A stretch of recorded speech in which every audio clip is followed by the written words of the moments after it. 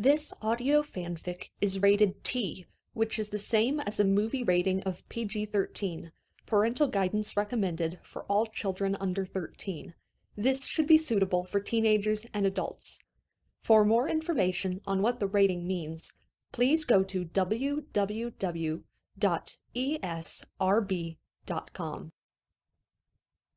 Wait for Me, an Avatar: The Last Airbender fanfiction by marjojo02, read by the author. The Airbender took off on his air scooter, racing back to the hill where the otter penguins congregated. Realizing she hadn't had so much fun in years, his new friend ran after him, calling, "Wait for me!" When she got to the top of the hill, he was standing there with an expectant smile, holding out his hands for more minnows to bribe the birds with.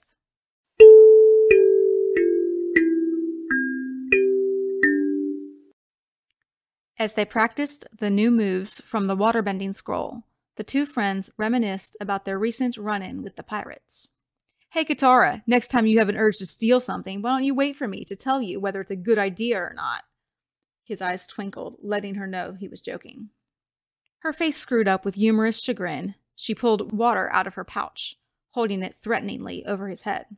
"Oh, I'll wait for you all right, if you wait for this." She let her water fall, but he was faster than gravity. Laughing, he hopped on his air scooter and floated away.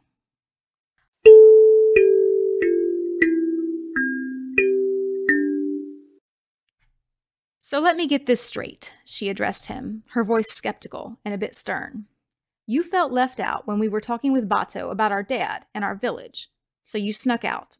That was when you met the messenger with the map from Dad and decided to hide it because you didn't want us to go our own way."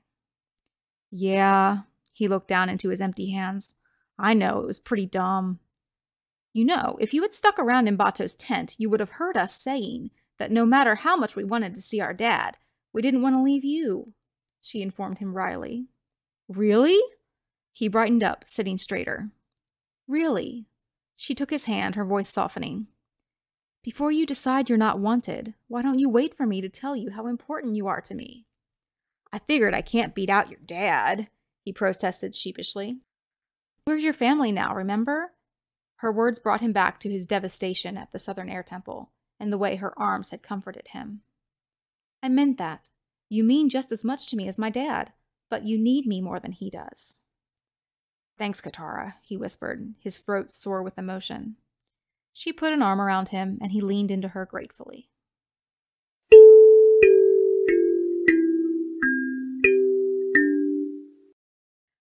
In a cave, she made a marvelous suggestion, and in his fear of seeming overeager, he flubbed his reaction, unintentionally offending her. But despite his mistake, when the torchlight sputtered out, she leaned into him, her lips meeting his, in the soft wonder of love's first kiss. The crystals surrounding them lit up, as if their colors expressed the ardent bloom inside their hearts. She gestured to the lights, explaining why they had worked, his mind still fuzzy with elation. He barely heard her. Then she took off down the cavern's newly revealed hallway, keen to find the tunnel's end. He shook his head to clear it, grinning after his beautiful, impetuous, affectionate, faithful best friend. If he hadn't been in love before, he sure was now. Not realizing how far behind he was, she turned a corner, disappearing from his sight. "Wait for me!" he called after her.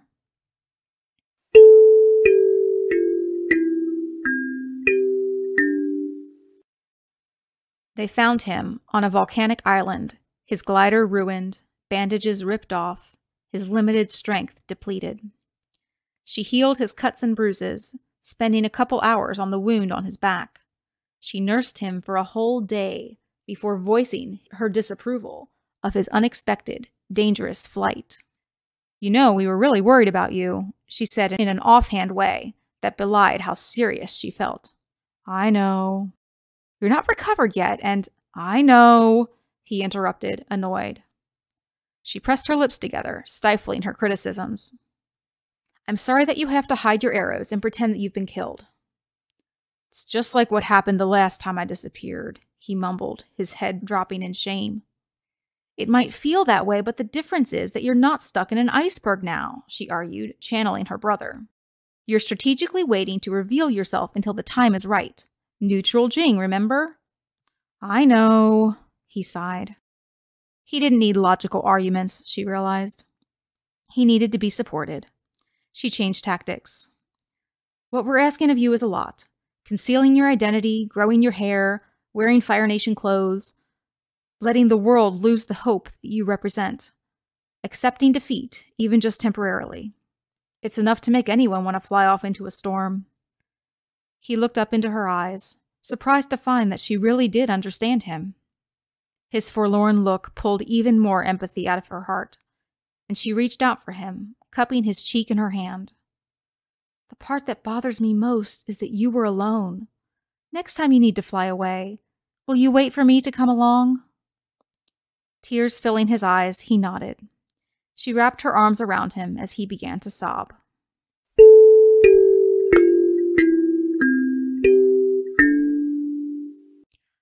Katara sulked in her room in the Western Air Temple, upset that her best friend was determined to endanger himself, going alone into unknown territory with that firebender.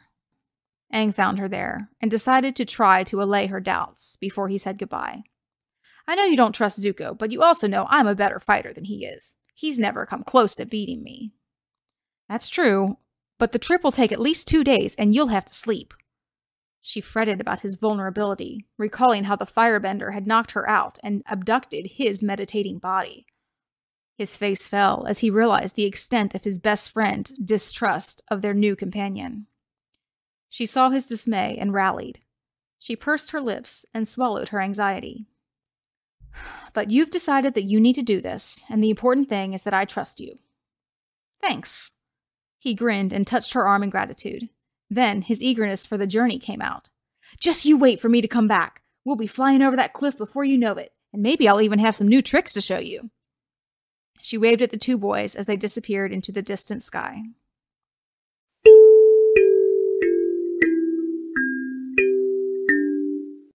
She was ready to go on her revenge mission, but there was one thing she needed to say first. Aang stood among the others, ready to wave them off, but she pulled him aside. I'm sorry. We shouldn't have tried to take Appa without talking to you about it. And what Zuko said was really mean. Yeah, he's not the most sensitive guy. Thanks for understanding that this is something I need to do. He nodded and voiced his only fear about his friend's plan. Just don't lose yourself. I'll try. Wait for me? She felt that as long as he was here to anchor her, she would be safe from the void inside her that she was really going to confront, along with her mother's killer. I will, he promised. I trust you. The echo of her own words lifted the corner of her mouth in a tough, reluctant smile. They hugged, a quick, businesslike embrace, and then she turned and left.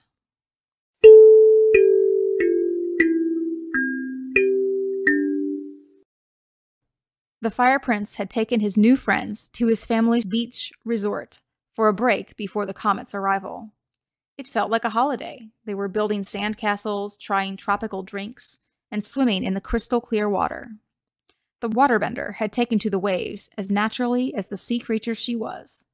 She had discovered how to freeze some water into a slab of ice and use it like a surfboard, bending the waves to keep her balance and perform tricks. Her friend watched her, excited by her virtuosic performance. His waterbending wasn't quite up to her level, but he sure wanted to try that cutback. He froze his own board and paddled out to join her. Wait for me, Katara!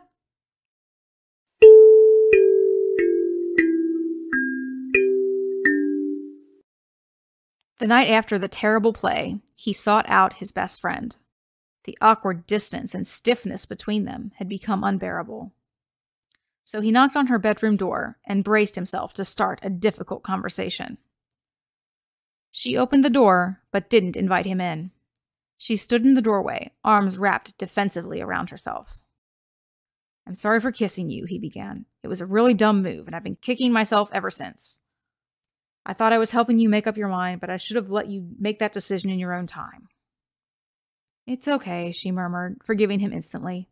I appreciate you saying that. I'm sorry too. He shook his head. You don't need to apologize.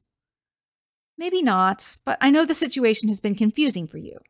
I could have been honest with you earlier, but I put it off, and that made things harder on you. She took a deep breath, dropping her protective posture. I think what I meant to say last night is that I'm not ready. I know that's frustrating for you because you're afraid it means I'll never be ready. To be honest, I can't make you any promises right now. But at the same time, I really believe that when everything is less crazy, when the war is over and things are safe, then there will be a time when we can be together. She looked down, thinking of the little groupies who had fawned over him on Kyoshi Island, and more recently, the Fire Nation girls who had giggled over his dancing. She knew she would hate it if someone like that swooped in while she was still deliberating. I just hope that in the meantime, you'll wait for me. Of course! He grinned, relief and elation filling his entire countenance. Her explanation had given him all that he really needed, a bit of hope. He opened his arms for her, not imposing his embrace on her, but offering one. She returned his smile and stepped into his hug, her hands reaching around his back. The hug could have been awkward, but it wasn't. It was just like all the other friendly squeezes they had shared over the course of the past year, simple, comforting, and honest.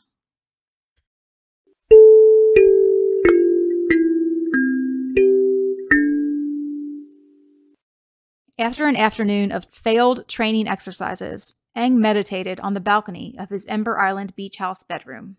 Katara found him there and steeled herself to interrupt his contemplation with apologies, for the second time in only a few days. She touched him on the shoulder so that he opened his eyes and turned to her. I'm sorry for not understanding your ethics, she began. I know how important it is to you to avoid killing. We shouldn't have pushed you so hard about it. I understand why you did, he admitted.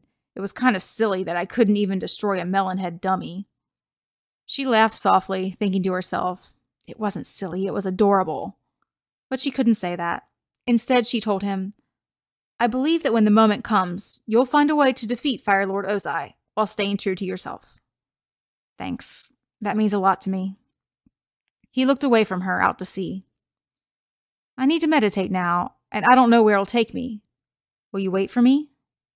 She smiled and nodded.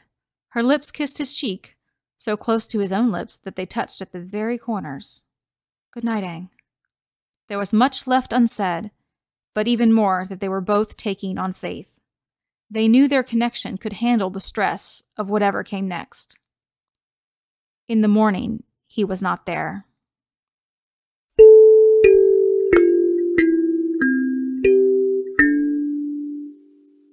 The comet had come and gone. The Fire Lord and his daughter were defeated. The victors gathered in Iroh's cozy room above the Jasmine Dragon. They shared tea and music, joking with each other to distract themselves from the fact that their time together was ending. Wait for me on the balcony, she whispered in his ear. Wondering if this was finally the moment, he slipped away from the group and looked out over the brilliant sunset. It would be fine if it wasn't now, he thought to himself. He could wait as long as necessary. He felt her presence next to him and looked over at her. She was blushing, and it made her even prettier. He felt his own cheeks heat up in response, and wasn't embarrassed about it. She opened her arms for a hug, and they squeezed each other tightly. Something was new, he realized, looking sidelong into her hair. They pulled away and looked into each other's eyes, smiling softly. Then she stepped forward, pressing her lips to his. His heart leapt to meet her.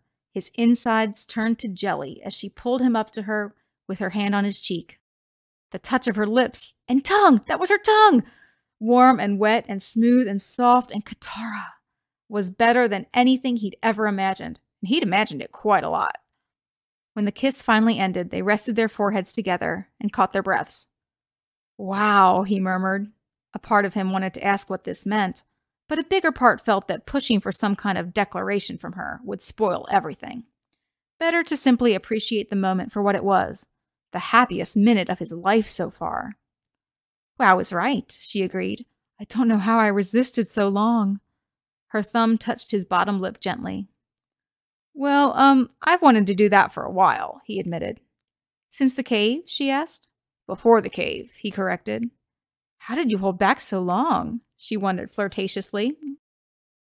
There had been that one time when he hadn't held back, and it had been a big mistake, but he didn't want to bring that up.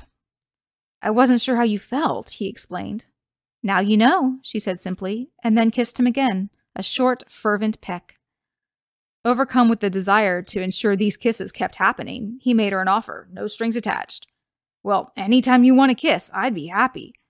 I'd like that, she answered coyly, then took it a step further. I'd also like to be your girlfriend. I'd love that, he burst out, squeezing her around the waist and lifting her off her feet in his delight. She laughed at his reaction, clinging to his shoulders. When he set her back down, his gaze fell instantly to her mouth, and she noticed. She closed her eyes and moved her chin forward just an inch. He took her invitation and initiated another kiss, one even deeper and longer than the first. Or at least it would have been, if Sokka hadn't interrupted them with a high-pitched shriek.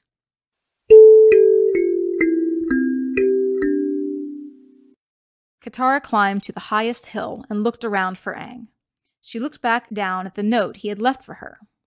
Wait for me on our island at sunset. The colors in the sky were ripening into brilliant pink and orange. Surely he would come to meet her soon.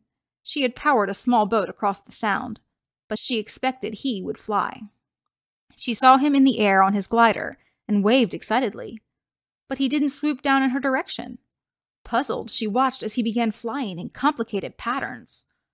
A trail of white smoke in his wake. He was making letters, spelling a message, she realized. Marrymekatara.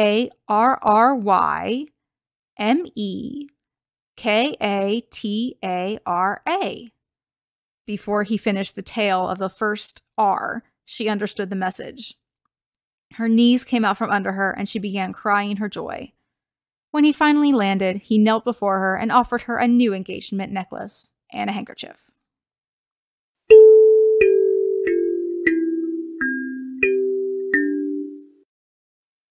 They had been married 2 years, and every time they went out in public together, there were whispers. When will there be an Airbender baby? Republic City wondered. When the newspaper's gossip column began speculating about her waistline, Katara had had enough. After ranting to her colleagues at the hospital, she went home to Air Temple Island in a huff. She saw her husband leading a few acolytes in a meditation, and joined them quietly, hanging back unobtrusively. It took only a few minutes of quiet contemplation before she understood what was really making her so upset. She was afraid Aang was just as eager as the speculators. They had wed, assuming they would have children, but had never talked about a timeline. And now that they were married and settled, there was no reason to delay. No reason except her own restlessness and fear of being tied down. Sure, she wanted babies eventually, but they were so young. Everything within her cried out, "Not yet!" Alone in their bedroom that night, she burst out, "I know how eager you are to bring back your people, but I just feel like there are so many things I want to do before I get pregnant." Like what? He wondered. His tone was open and curious, without a bit of challenge. Finish the hospital expansion, visit Gran again, arrange this house the way we want it, recruit some more air acolytes, train some waterbender and healers to work in the hospital, she listed, feeling there was no end to the things she wanted to experience and accomplish. I still haven't been to the Eastern Air Temple, and you haven't seen the Southern Aurora on the longest night of the year. Sweetie, it's fine. He took her hand. We have all the time in the world. That's not exactly true, and I'm sorry about that. She sighed and gave him a small smile. Can you wait for me? Sure, he answered with an easy shrug. Then his eyes twinkled mischievously at her. After all, we can still do it for fun. She shoved him playfully, giggling, and he used the momentum to pull her onto the bed.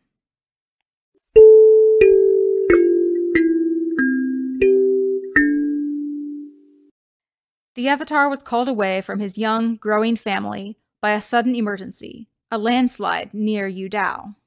He knelt to give little Boomy a hug. I know you're going to be a big help to your mom. While he was bent down, he spoke directly to his wife's big, round belly. You wait for me to get back home before you decide to come out, okay? The bump jiggled with her laughter as he kissed it. Katara had figured that there would be plenty of time for Aang to help the affected villages and return before she went into labor. After all, Boomy had arrived a full week after his due date, and this baby wasn't due for another 2 weeks. But she hadn't anticipated the pull of the full moon on the baby. Katara's contractions intensified slowly all day, as anxiety filled her at the thought that Aang was still out of town. She held still, trying to hold them off and distract herself with hospital paperwork. It made no difference, though. When the tides went out, she could resist the pains no longer. She called her midwife and Bhumi's nanny and prepared to give birth without her husband by her side. At the disaster site, the father felt a sense of urgency to return to Republic City that he couldn't explain. Though the recovery efforts were incomplete, he jumped on Appa and flew home. He arrived just in time to hold his wife as she gave the final pushes. Afterward, they held the dark-haired, blue-eyed child between them, marveling at her tiny perfection. "She must be a waterbender," he whispered. "The moon called her." "She must be," his wife agreed. "Can we call her Kaya?" "I can't imagine a more fitting name," he agreed.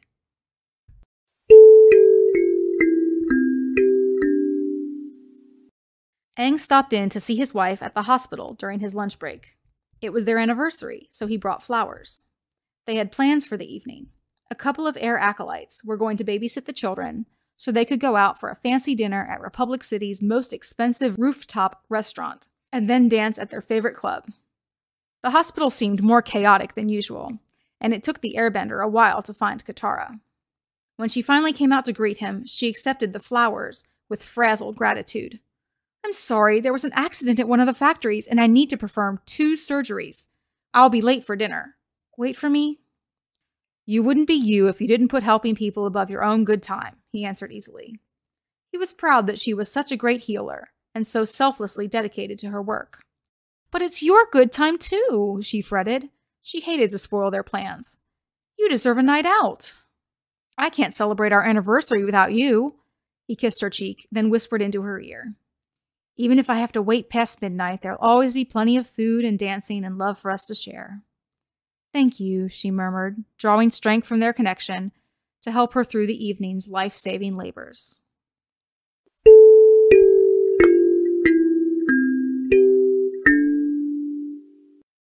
Katara sighed as she read the message from her husband, who was in Ba Sing Se for an international trade conference. "These politicians are taking forever to come to an agreement. Looks like we'll have to delay the family vacation for a couple of days. Please wait for me. Love, Aang." It wasn't like she had a choice. Appa was with Aang, so they couldn't exactly leave for the South Pole without him. Actually, that wasn't exactly true anymore. Tenzin's animal companion, Oogie, was big enough to fly long distance solo now. But the original idea had been for the 2 bison to fly side by side for this first intercontinental trip, and Aang wanted to stick to that plan. As eager as Katara was for this trip, and as hard as it was to put off seeing her ailing grandmother, she was happy to wait for him to join her. Because that little phrase had come to mean so much over the years. It was a call for patience and forgiveness, an acknowledgement of one's own shortcomings, and the way they created demands on a partner, a reminder of the necessity of catching up with each other and traveling through life together. All Aang had to do was invoke those words, and his wife would do anything he asked.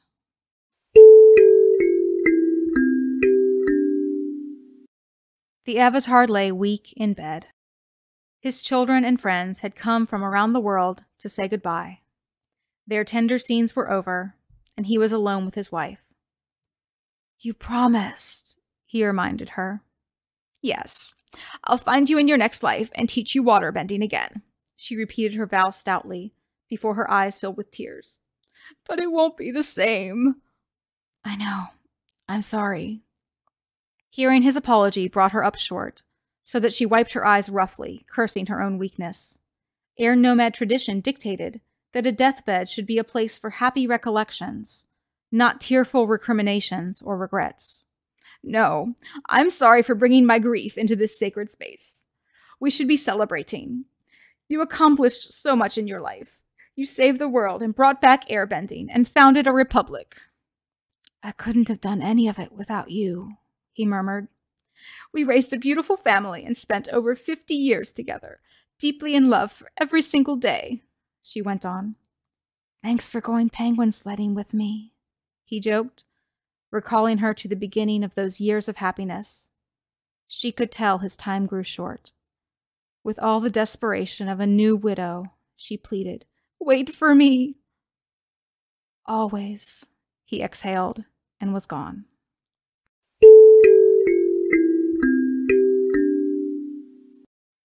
Author's note. Thank you to the Fanfiction audio library for including this story. If you would like to read more of my fanfiction stories in the Avatar: The Last Airbender fandom, find me on fanfiction.net or an archive of our own under the pen name Marjojo02. That's MARJOJO02. This is the author, Marjojo02. I hope you've enjoyed the story. Thank you for listening.